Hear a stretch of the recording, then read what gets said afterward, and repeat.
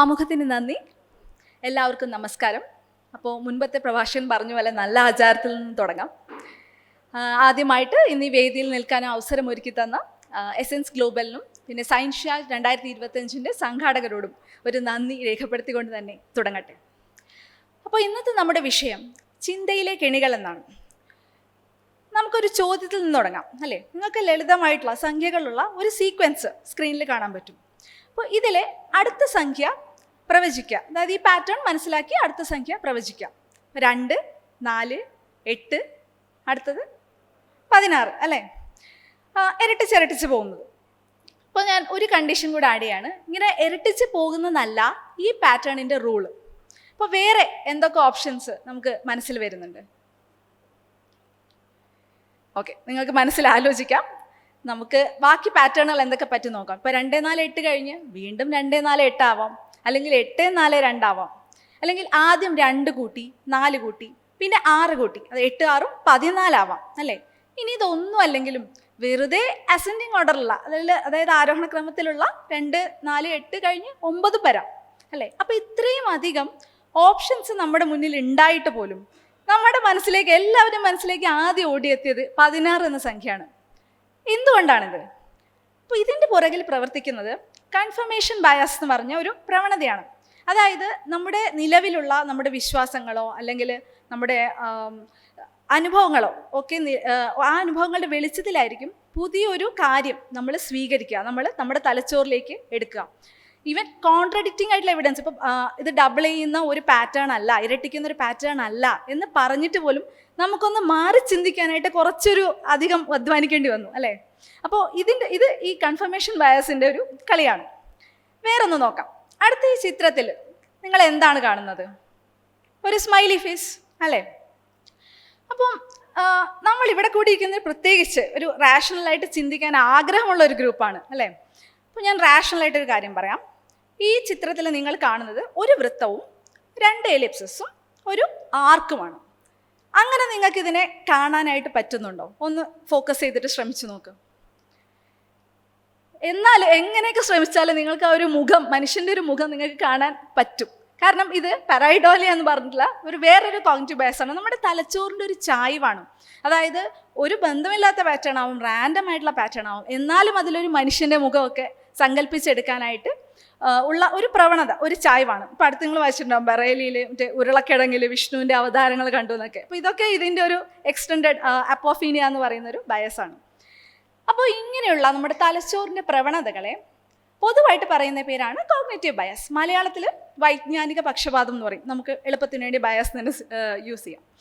അപ്പോൾ ഇതിൻ്റെ technical definition: tendencies or patterns of systematic errors systematic errors in thinking which are A deviation from rationality. അതായത് വസ്തുനിഷ്ഠമായിട്ട് അല്ലെങ്കിൽ യുക്തിപരമായിട്ടുള്ള ഒരു രീതിയിൽ നിന്ന് വിട്ടുമാറിക്കൊണ്ട് നമ്മുടെ ചിന്തകളിൽ അതും തുടർന്നുള്ള നമ്മുടെ തീരുമാനങ്ങളിലും പ്രതിഫലിക്കുന്ന വ്യവസ്ഥാപിതമായിട്ടുള്ള പിഴവുകളെയാണ് ബയസസ് എന്ന് പറയുന്നത്.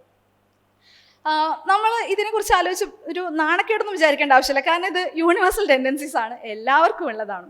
അപ്പോൾ ഇത് നമ്മളെ എങ്ങനെയൊക്കെ അഫക്റ്റ് ചെയ്യും, നമ്മൾ എന്തൊക്കെ തെറ്റുകൾ വരുത്തും? ഇപ്പോൾ ജഡ്ജ്മെൻറ്റിൽ നമുക്കൊരു തെറ്റ് വരുന്നത്, ഇപ്പോൾ നമ്മുടെ സുഹൃത്ത് വലയത്തിലുള്ള കുറച്ച് പേര് ഒരു സ്റ്റോക്ക് വാങ്ങി, അപ്പോൾ നമ്മളും ചിലപ്പോൾ അധികം ഒന്നും നോക്കാതെ ആ സ്റ്റോക്ക് വാങ്ങി എല്ലാവരും കൂടെ ഒന്നിച്ച് നഷ്ടത്തിൽ പോവാം. അല്ലെങ്കിൽ നമ്മുടെ പെരുമാറ്റത്തിലാവും. ഇപ്പം നമുക്ക് വളരെയധികം പ്രിയപ്പെട്ട ഏതെങ്കിലും രാഷ്ട്രീയ നേതാവോ അല്ലെങ്കിൽ ഒരു സെലിബ്രിറ്റിയോ ഒക്കെ എന്തെങ്കിലും ഒരു വാർത്ത ഷെയർ ചെയ്യുമ്പോൾ നമ്മളും ഷെയർ ബട്ടൺ അടിച്ചടിച്ച് പോകും. പിന്നീടായിരിക്കും അത് നമ്മൾ ഫാക്ട് ചെക്ക് ചെയ്തില്ല, അല്ലെങ്കിൽ തെറ്റായൊരു കാര്യമായിരുന്നു എന്ന് തിരിച്ചറിയാം.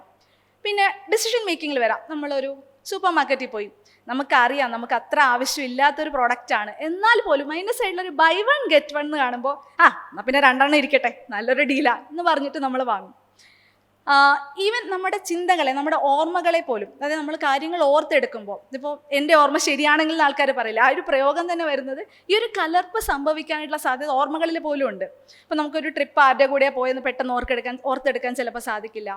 ഈവൻ ദൃശ്യം സിനിമ, അതിൽ സംഭവിക്കുന്നത് എന്താ? അതിൽ എല്ലാവരും നായകന് വേണ്ടി കള്ളസാക്ഷി, അവരറിയാതെ ഒരു കള്ളസാക്ഷി പറഞ്ഞു പോകുന്നത്, ഇതൊക്കെ ഈ കോഗ്നിറ്റീവ് ബയസിൻ്റെ കളികളാണ്.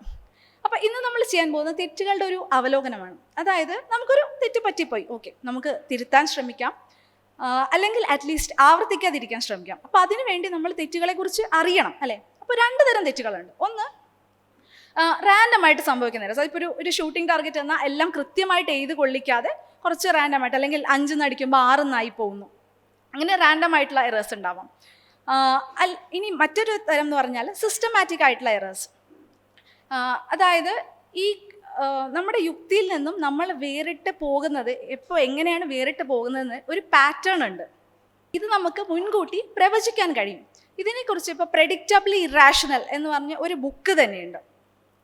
അപ്പോൾ ഇങ്ങനെ പ്രെഡിക്റ്റബിൾ ആയതുകൊണ്ട് 2 ഗുണങ്ങളുണ്ട്. എന്താണെന്ന് വെച്ചാൽ, ഒന്ന്, നമുക്ക് ഇത് മിറ്റിഗേറ്റ് ചെയ്യാൻ പറ്റും. അതായത് ഈ പാറ്റേൺ മനസ്സിലാക്കി, ഇപ്പോൾ ഒരു പാറ്റേൺ, പരീക്ഷയ്ക്ക് ഒരു ക്വസ്റ്റ്യൻ്റെ ഒരു പാറ്റേൺ നമ്മൾ പഠിച്ചു വെച്ചാൽ അതിലെ എല്ലാ ക്വസ്റ്റ്യനും നമുക്ക് ചെയ്യാൻ പറ്റും അല്ലേ. അപ്പോൾ അതുപോലെ പാറ്റേൺ മനസ്സിലാക്കി നമുക്കിത് തിരിച്ചറിയാൻ സാധിക്കും. രണ്ടാമത്, ഇത് ലെവറേജ് ചെയ്യാൻ സാധിക്കും. അതായത് നമ്മൾ ഇങ്ങനെയാണ് യുക്തിയിൽ നിന്ന് വേറിട്ട് പോവുക എന്ന് മുൻകൂട്ടി അറിയാമെങ്കിൽ നമ്മൾക്ക് നമ്മുടെ ചുറ്റുമുള്ള സാഹചര്യങ്ങളെ, സന്ദർഭങ്ങളെ നമുക്ക് അനുകൂലമായിട്ട് ചെറിയ ചില മാറ്റങ്ങളിലൂടെ മുൻകൂട്ടി നമുക്ക് ഡിസൈൻ ചെയ്യാൻ പറ്റും. അപ്പോൾ ഇതിനോടനുബന്ധിച്ചുള്ള ഒരു കോൺസെപ്റ്റാണ് ചോയ്സ് ആർക്കിടെക്ചർ എന്ന് പറയുന്നത്. അതുപോലെ ഈ ചോയ്സ് ആർക്കിടെക്ചറിൽ നമ്മൾ വരുത്തുന്ന ആ മാറ്റമുണ്ടല്ലോ, ആ മാറ്റത്തെ പറയുന്ന പേരാണ് നഡ്ജ്. അപ്പോൾ നഡ്ജ് ശരിക്കും ഇത് ബിഹേവിയറൽ സയൻസ് എന്ന് വരുന്നതാണ്. ഞാൻ തിയറിയിലേക്ക് പോകുന്നില്ല. നഡ്ജ് എന്ന് പറഞ്ഞാൽ, ഇപ്പോൾ മലയാളത്തിൽ പറഞ്ഞാൽ ലഘുവായിട്ടുള്ളൊരു തട്ടൽ, ഇങ്ങനെ ഒരു പ്രോത്സാഹനം കൊടുക്കില്ലേ, ആ ഒരു പ്രോത്സാഹനം. ഇപ്പോൾ ഈ ബുക്കിൻ്റെ കവർ ചിത്രത്തിൽ തന്നെ ഒരു വലിയ ആന ഒരു ചെറിയ ആനയെ ഒന്ന് പുഷ് ചെയ്ത് കൊടുക്കുന്നു. അപ്പോൾ ഇതാണ് നഡ്ജ്. ഇപ്പോൾ ഉദാഹരണത്തിന് തന്നെ നിങ്ങളിപ്പം ഇന്നിവിടെ എത്തിച്ചേർന്നിരിക്കുന്നവർ, സയൻസ് ഷോ 2025 എത്തിച്ചേർന്നിരിക്കുന്നവർ എല്ലാവരും രജിസ്റ്റർ ചെയ്തിട്ടുണ്ടാവും. എന്നാലും പറ്റുമെങ്കിലൊന്ന് പോയി നോക്കാം എന്നുള്ള ഒരു പ്ലാനിലായിരിക്കും രജിസ്റ്റർ ചെയ്തിട്ടുണ്ടാവുക. അങ്ങനെ ഇരിക്കുമ്പോഴായിരിക്കും ചിലപ്പോൾ അനീഷ് ചേട്ടനോ അല്ലെങ്കിൽ സവിൻ ചേട്ടനോ ഒക്കെ നിങ്ങളെ ഒന്ന് വിളിച്ച് ഇങ്ങനെ ഒരു പരിപാടിയുണ്ട് എന്ന് പറയാം. അപ്പോൾ നിങ്ങൾ എന്നാൽ പിന്നെ അറ്റൻഡ് ചെയ്യാം. അപ്പോൾ അത് ശരിക്കും പറഞ്ഞ ഒരു നഡ്ജാണ്. അത് ഇനി ഇത്രയും എക്സ്പ്ലിസിറ്റ് ആവണമെന്നില്ല നഡ്ജ്, വളരെ സട്ടിലായിട്ടുള്ള നഡ്ജായിരിക്കാം. അതുപോലെ നഡ്ജ് മാൻഡേറ്ററി ആവണമെന്നില്ല, കാരണം ആരെയും പിടിച്ചു കൊണ്ടുവന്ന് ഇവിടെ ഇരുത്താൻ കഴിയില്ല. ഇത് അങ്ങനെയുള്ള ഗ്രൂപ്പേ അല്ല അല്ലേ. ഇപ്പോൾ സട്ടിലായിട്ടുള്ള നഡ്ജ് പറഞ്ഞാൽ, ഇപ്പോൾ നിങ്ങളിൽ ഒരു ഹെൽത്തി ഈറ്റിംഗ് അല്ലെങ്കിൽ കറക്റ്റായിട്ട് ഹെൽത്തി ഈറ്റിംഗ്, ഒരു ഡയറ്റ് കൺട്രോളൊക്കെ താല്പര്യമുള്ള ആളുകളാണെന്ന് വെച്ചോ, നിങ്ങൾ വളരെ സിമ്പിളായിട്ടുള്ള കാര്യം ചെയ്താൽ മതി. അടുക്കളയിലെ വലിയ പ്ലേറ്റ്സൊക്കെ മാറ്റി വയ്ക്കുക, ചെറിയ പ്ലേറ്റിൽ ആഹാരം എടുത്തിട്ട് കഴിച്ച് ശീലിക്കാം. അപ്പോൾ പെട്ടെന്ന് കേൾക്കുമ്പോൾ നിൽക്കുന്നു ഇത് വർക്കൗട്ട് ആവുമോ അല്ലേ. ഇപ്പോൾ കോണൽ യൂണിവേഴ്സിറ്റിയുടെ പല പഠനങ്ങളുണ്ട്. അതിൽ അവർ ആൾക്കാരെ 2 ഗ്രൂപ്പായിട്ട് തിരിച്ചിട്ട്, ഒരു സൈഡിലുള്ള ആളുകൾക്ക് വലിയ ബൗളും മറ്റേ സൈഡിലുള്ള ആളുകൾക്ക് ചെറിയ ബൗൾ കൊടുത്തേ. അപ്പോൾ വലിയ ബൗൾ കൊടുത്ത ആൾക്കാർ 31% കൂടുതൽ ഫുഡ് കഴിച്ചു. ഇനി രസകരമായ സംഗതി ഇതല്ല, ഇത് ഇവരോട് ചോദിച്ചപ്പോൾ അതിലൊരു 70-75% ആൾക്കാർ പറഞ്ഞത് ഞങ്ങൾ സാധാരണ കഴിക്കുന്ന പോലെ കഴിച്ചിട്ടുള്ളൂ എന്നാണ്. ഇനി ഇവരുടെ അടുത്ത് ഇത് വെളിപ്പെടുത്തി, ഇവരോട് പറഞ്ഞു നിങ്ങൾക്കല്ല, നിങ്ങൾ കൂടുതൽ കഴിച്ചിട്ടുണ്ട്, വലിയ ബൗളാണ് നിങ്ങൾക്ക് തന്നത് എന്ന്. എന്നിട്ട് പോലും അതിലൊരു 20% പേര് പറഞ്ഞത് ഇല്ല, ഞങ്ങൾ അങ്ങനെ കഴിച്ചിട്ടില്ല. വേറൊരു 70% പേര് പറഞ്ഞത് അതിപ്പോൾ ഞങ്ങൾക്ക് വിശന്നുകൊണ്ടായിരിക്കും അല്ലേ. പിന്നെ ഒരു 3-4% പേര് മാത്രമാണ് ഇത് ഈ ബൗൾ വലുതായി പോയോണ്ടായിരിക്കാം എന്ന് ചിന്തിച്ചത്. അതായത് ഈ നഡ്ജുകൾ പ്രവർത്തിക്കുന്നത് അത്രയും നമുക്ക് ഗ്രഹിക്കാൻ പറ്റാത്ത ഒരു ലെവലിൽ, അത്രയും തിരിച്ചറിയാൻ പറ്റാത്ത ഒരു ലെവലിലാണ് ഈ നഡ്ജുകൾ പ്രവർത്തിക്കുന്നത്.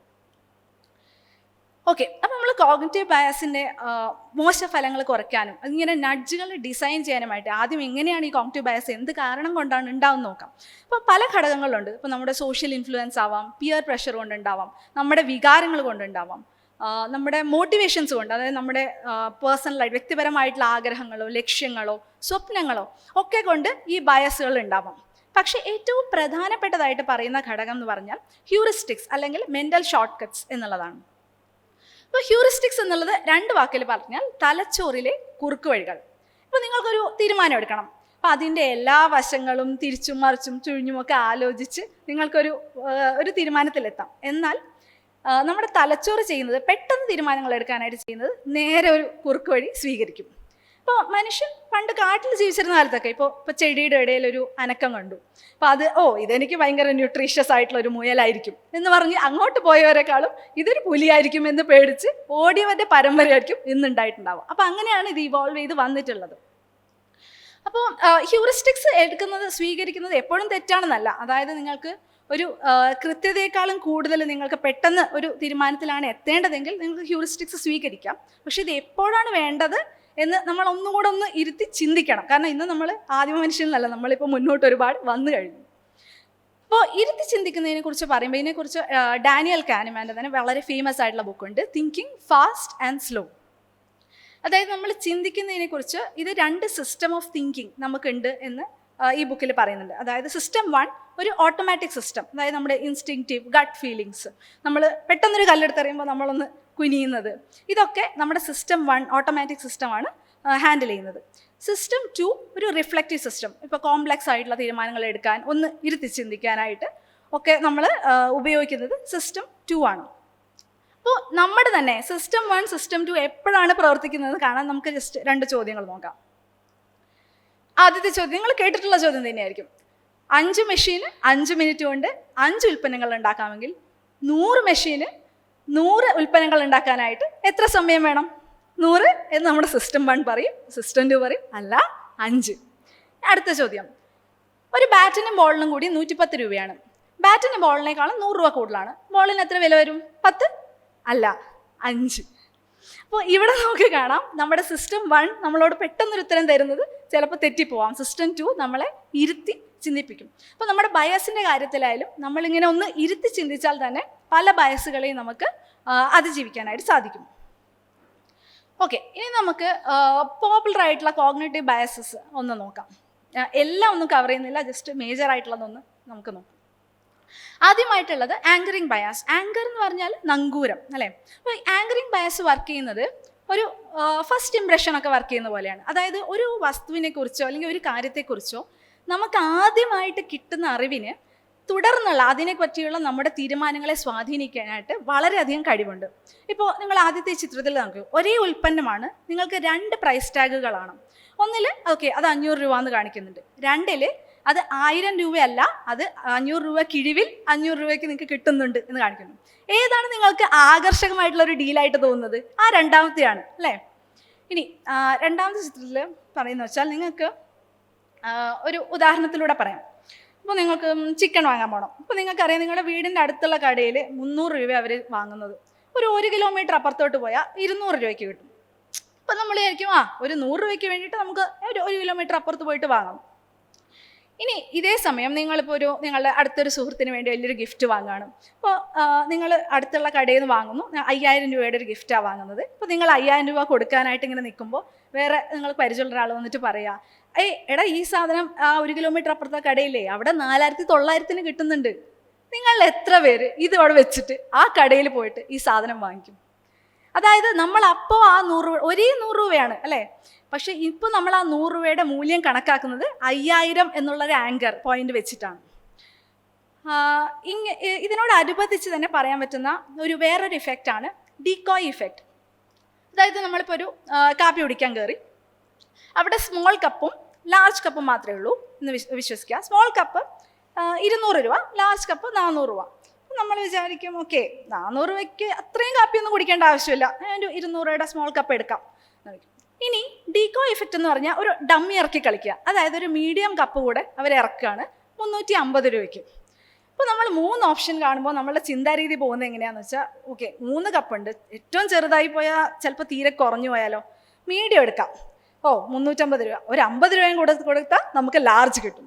അതായത് ഒരു ഡമ്മി ഇറക്കിയിട്ട് നമ്മുടെ ചോയ്സിനെ, നമ്മുടെ പ്രിഫറൻസുകളെ ഒരു ഓപ്ഷനിൽ നിന്ന് മറ്റു ഓപ്ഷനിലേക്ക് പതുക്കെ നമ്മൾ അറിയാതെ തന്നെ നയിച്ചുകൊണ്ട് പോകുന്നു. ഇങ്ങനത്തെ ഈ ഡീകോയ് ഓപ്ഷൻ വളരെയധികം മാർക്കറ്റിങ്ങിൽ ഉപയോഗിക്കുന്നുണ്ട്. നിങ്ങൾക്ക് ഇപ്പോൾ ഫോൺസ് എടുത്താൽ അറിയാം, ഒരു ബേസ് മോഡൽ ഉണ്ടാവും, പിന്നെ ഒരു പ്ലസ് ഉണ്ടാവും, പിന്നെ ഒരു പ്രോ മാക്സോ ഒക്കെ ഉണ്ടാവും അല്ലേ. അപ്പോൾ ഈ എവിടെയൊക്കെ നമ്മൾ ഈ 3ൻ്റെ സെറ്റ്സ് ഓഫ് 3 കണ്ടിട്ടുണ്ടെങ്കിൽ അവിടെ വർക്ക് ചെയ്യുന്നത് ഈ ഡീകോയ് ഇഫക്റ്റ് ആണ്. അപ്പോൾ ഇതിനെ നമ്മൾ എങ്ങനെയാണ് കൈകാര്യം ചെയ്യേണ്ടത്? അതൊന്ന് നമുക്ക് ചെയ്യാവുന്നത് ആങ്കേഴ്സ് നമുക്ക് റിമൂവ് ചെയ്യാം. ആങ്കേഴ്സിനെ മാറ്റി നിർത്തി ഈ സാധനത്തിന് ശരിക്കും ഇത്ര വിലയുണ്ടോ, ഇതിന് ഇത്രയും മൂല്യം നമ്മൾ കൽപ്പിക്കുന്നുണ്ടോ എന്ന് നമുക്ക് അസസ് ചെയ്യാം.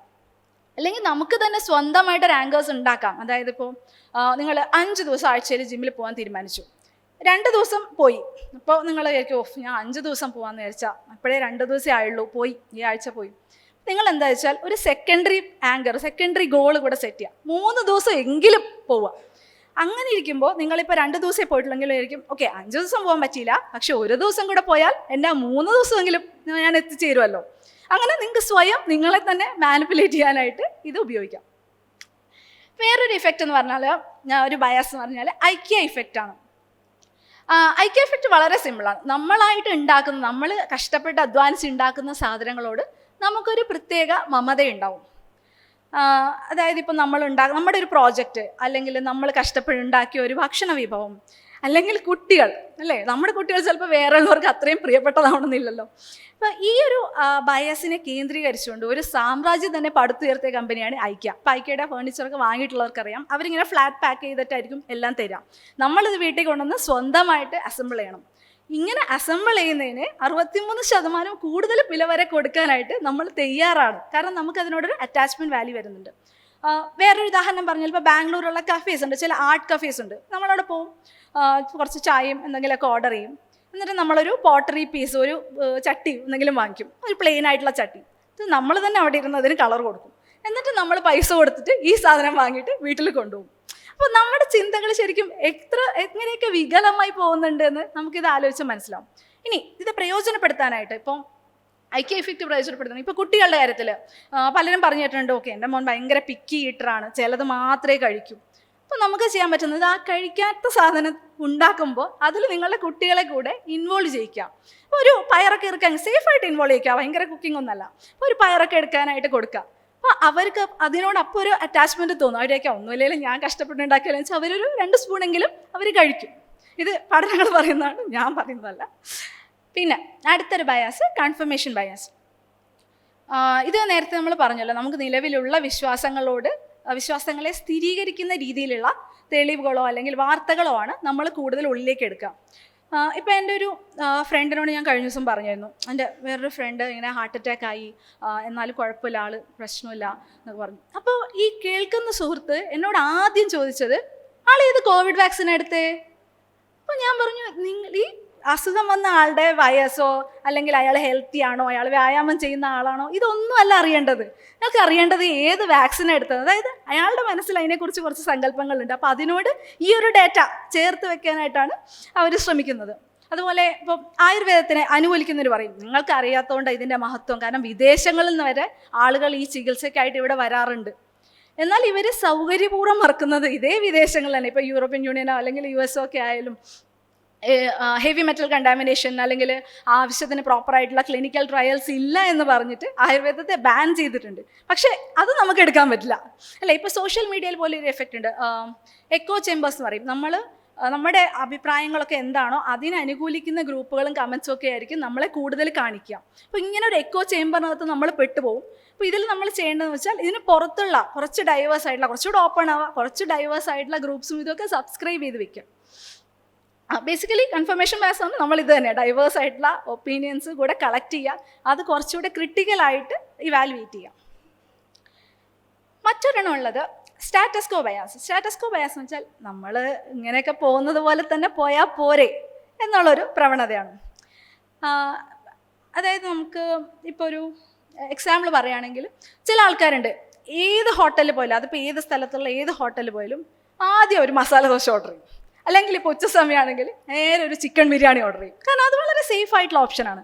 അവിടെ ചിന്തിക്കുന്നത്, നമ്മൾ എന്താ ചിന്തിക്കുന്നത്, ഇനിയിപ്പോൾ വേറെ എന്തെങ്കിലും വാങ്ങിയിട്ട് അത് മോശമാണെങ്കിൽ നമ്മുടെ ഒരു അനുഭവം മുഴുവൻ മോശമായി പോയാലോ, ഒരു ലോസ് അവേർഷൻ എന്നാ പറയാം. അപ്പോൾ അതാണ് നമ്മളെ അവിടെ നയിക്കുന്നത്, നമുക്കൊരു പുതിയ ഓപ്പർച്യൂണിറ്റി നമുക്ക് നഷ്ടമാവുന്നത്. ഈ പ്രവണത നല്ലപോലെ മനസ്സിലാക്കിയവരാണ് ഇപ്പോൾ സാംസങ് സ്മാർട്ട് ഫോൺസിൽ ഡിഫോൾട്ടായിട്ട് അവരുടെ ഗൂഗിൾ ചെയ്യുന്നത് വെച്ചാൽ, ഗൂഗിളിൻ്റെ സെർച്ച് എഞ്ചിൻ, ഗൂഗിളിൻ്റെ പ്ലേ സ്റ്റോറൊക്കെ സാംസങ് സ്മാർട്ട് ഫോൺസിൽ ഡിഫോൾട്ടായിട്ട് വെക്കാനായിട്ട് ഒരു വലിയ തുക തന്നെ എല്ലാ വർഷവും ചിലവഴിക്കുന്നുണ്ട്. കാരണം അവർക്കറിയാം people are less likely to opt out. ആ ഒരു ഡിഫോൾട്ട് ബിഹേവിയർ ഫോളോ ചെയ്യാനാണ് എപ്പോഴും ശ്രമിക്കാം. അപ്പോൾ ഇത് നമുക്കെങ്ങനെ ഉപയോഗിക്കാം? നമ്മുടെ നിത്യജീവിതത്തിൽ ഇപ്പോൾ നമുക്ക് വളർത്തിക്കൊണ്ടുവരേണ്ട നമ്മുടെ എന്തെങ്കിലും പെരുമാറ്റങ്ങളോ സ്വഭാവങ്ങളോ ഉണ്ടെങ്കിൽ അതിന് ഇപ്പോൾ നമ്മുടെ സാലറി വന്നു, അപ്പോൾ അതിൽ ആദ്യം തന്നെ സേവിങ്സ് കുറച്ച് ഭാഗം ഒരു സേവിങ്സ് അക്കൗണ്ടിലോട്ട് മാറ്റി വയ്ക്കാം. അത് ഡിഫോൾട്ടായിട്ട് സെറ്റ് ചെയ്ത് വയ്ക്കാം. ഇനി നമുക്ക് തിരിച്ച് എന്തെങ്കിലും ഡിസ്കറേജ് ചെയ്യേണ്ട ബിഹേവിയർ ഉണ്ടെങ്കിലും, നമ്മളിപ്പോൾ ഒരു സബ്സ്ക്രിപ്ഷൻ എടുക്കുകയാണ്, അപ്പോൾ നമ്മൾ എല്ലാം ടിക്കറ്റ് പോകുന്നേക്കാളും പോയിട്ടായിരിക്കും നമ്മൾ പിന്നീട് തിരിച്ചറിയുന്നത്, ഞാൻ ഓട്ടോ റിന്യൂവൽ പോളിസി കൊടുത്തിട്ടുണ്ടായിരുന്നു, അടുത്ത വർഷവും അത് ഓട്ടോമാറ്റിക്കായിട്ട് റിന്യൂ ചെയ്ത് പോയി. അപ്പോൾ ഇങ്ങനത്തെ ഈ ബയസ് മുതലെടുക്കുന്ന അവസരങ്ങളെ കൂടെ കുറിച്ച് നമുക്ക് ബോധമുണ്ടായിരിക്കണം. ഓക്കെ, ഇനി അവൈലബിലിറ്റി ബയസ്. അവൈലബിലിറ്റി ബയസ് എന്ന് പറഞ്ഞാൽ ഏറ്റവും എളുപ്പം നമുക്ക് ഓർത്തെടുക്കാൻ പറ്റുന്ന കാര്യങ്ങൾ, ഏറ്റവും എളുപ്പം നമുക്ക് കിട്ടുന്ന കാര്യങ്ങൾ, ലഭ്യമായ കാര്യങ്ങൾ, ഇവ നമ്മുടെ തീരുമാനങ്ങളെ സ്വാധീനിക്കും. അപ്പം ഞാൻ പലപ്പോഴും ആലോചിച്ചിട്ടുണ്ട്, ചില ഹോട്ടലിൻ്റെ മുൻപിൽ എന്തിനാണ് ഊണ് തെയ്യാർ എന്ന് എഴുതി വെച്ചിരിക്കുന്നത്? കാരണം അവരൊരു കച്ചവടം നടത്തുന്ന, ബിസിനസ് നടത്തുന്നതല്ലേ, അവർക്ക് അറിഞ്ഞൂടെ ഉച്ച സമയമാകുമ്പോൾ ആൾക്കാർ വരും, അവിടെ ഊണ് തയ്യാറാക്കി വെക്കണം. പിന്നെ എന്തിനാണ് ഇത് എഴുതി വെക്കുന്നത്? അപ്പം നമ്മളിപ്പോൾ ഒരു ഹോട്ടലിൽ കയറണോ വേണ്ടോ എന്ന് ചിന്തിച്ചിരിക്കുമ്പോഴേക്കും ഈ ബോർഡ് കാണുക, ഊണ് തയ്യാർ, നമ്മളേക്കാം ഭക്ഷണം റെഡിയാണ്, നേരെ പോയി, ഇനിയിപ്പോൾ അധികം സമയമൊന്നും കളയണ്ട, നേരെ പോയിട്ട് അങ്ങോട്ട് കഴിക്കാം. ഈ ഒരു നഡ്ജാണ് ആ ഹോട്ടലുകാർ അറിഞ്ഞോ അറിയാതെയോ ഉപയോഗിക്കുന്നത്. മറ്റുദാഹരണം നോക്കി പറയാം, നിങ്ങൾക്ക് ഇലക്ഷനും തൊട്ട് മുന്നേ ഒക്കെ പല പോളിസീസും വരും, നികുതി ഇളവുകൾ വരും, അല്ലെങ്കിൽ സാധാരണക്കാരന് കുറച്ച് പ്രയോറിറ്റി കിട്ടുന്ന എന്തെങ്കിലും ഇപ്പോൾ ബഡ്ജറ്റൊക്കെ വരും. അപ്പോൾ ഇതൊക്കെ ഉപയോഗിക്കുന്നത് വെച്ചാൽ ഈ ഒരു റീസെൻസി ഇഫക്റ്റ്, നമുക്ക് പെട്ടെന്ന് ഓർമ്മ വരുന്ന കാര്യങ്ങൾ നമ്മളെ സ്വാധീനിക്കും എന്ന് ഇത് ചെയ്യുന്നവർക്ക് അറിയുന്നത് കൊണ്ടാണ്.